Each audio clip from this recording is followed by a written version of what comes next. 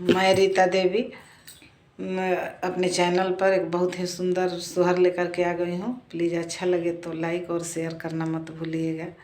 ऊंचे ऊंचे बखारी ससुर जी के तबो ना बायर बहे तबो ना बायर बहे ओ राजा तानी कमेनिया डोलता गरमिया हमरा लागे गरमिया हमरा लागे लहो अगन में सोवा हमरो आमाओ सारावा बाहिनिया ओ सारावा बाहिनिया ओ धानी चुरूरा चुरूरा बेनिया डोलै शरमवा हमरा लागे शरमवा हमरा लागे धानी चुरूरा चुरूरा बेनिया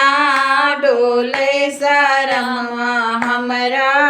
लागे शरमवा हमरा लागे लाहो जगत बोलिया तये राजा बोलेला बोला ही ना जाने ला बोला ही ना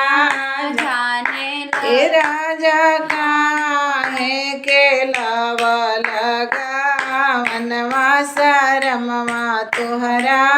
लागेला शरमवा तुहरा लागेला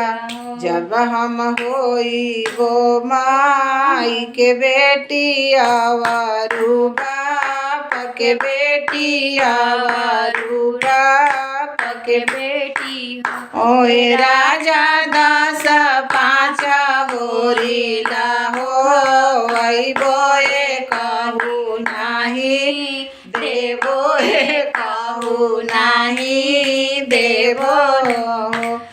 राजा दास पाँच गोरी लाहो आई बोए कहू नाही देवोए कहू नाही देवहू जब हम होई वो बाबा के बेटा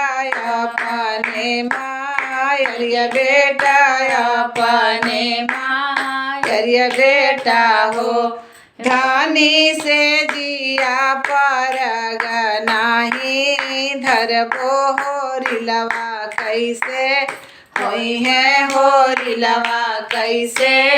होई हानि हो धानी से जिया पर नाही धरबो होरिलवा कैसे होई है होरिलवा कैसे होई हानि हो।